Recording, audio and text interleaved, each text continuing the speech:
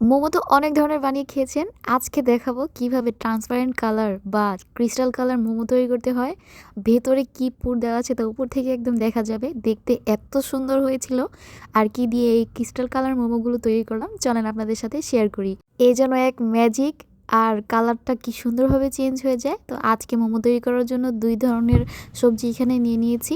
Capsicum আর গাজর নিয়েছি। আপনারা চাইলে এখানে আরও ধরনের সবজি এখানে অ্যাড করতে পারেন। আর আজকে মোমোটা তৈরি করব সাবুদানা দিয়ে। ময়দা বা আটা দিয়ে তো অনেক মোমো তৈরি করেছেন। আজকে দেখাবো সাবুদানা দিয়ে মোমো তৈরি করে। তো আমি এখানে সাবুদানাটা হালকা একটু ফ্রাই করে নিলাম কড়াইর ভিতরে। তারপরে এটাকে ব্লেন্ড করে ডো তৈরি করার জন্য গুঁড়ো করে নিয়ে নিলাম। আর এখন হচ্ছে ভিতরে পুরটা রেডি করে নেব। আমি এখানে কেটে রাখা গাজর, ক্যাপসিকাম, কিমা করা কিছু মাংস, পেঁয়াজ, কাঁচামরিচ, স্বাদমতো লবণ, একটু আদা রসুন দিয়ে গরম তেল ওপর থেকে দিয়ে দিলাম।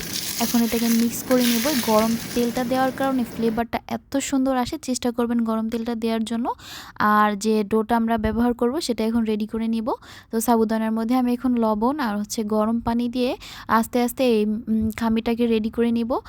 খামিরটা একটু শক্ত হয়, চেষ্টা করবেন গরম পানি দিয়ে আস্তে আস্তে অ্যাড করে তারপর এটা তৈরি করার জন্য। তুলনামূলকভাবে ময়দা বা আটার থেকে এটার খামিরটা অনেকটাই শক্ত হয়। এখন হচ্ছে মোমো তৈরি করার জন্য আমি লেচি কেটে তারপর হচ্ছে এখন বেলে নিচ্ছি।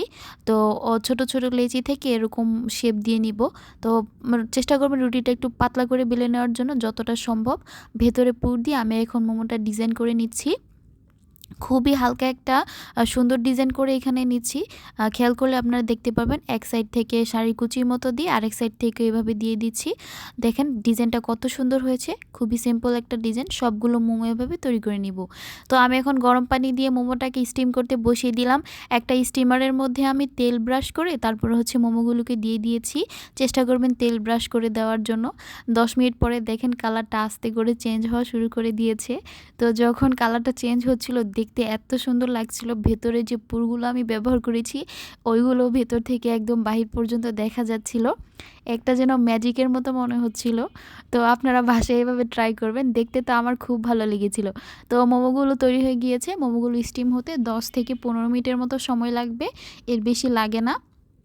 যেহেতু গরম পানি দিয়ে খামিরটা তৈরি করা।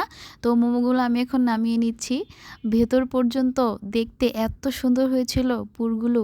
উপর থেকে একদম সবুজ কমলা কালার দেখা যাচ্ছিল।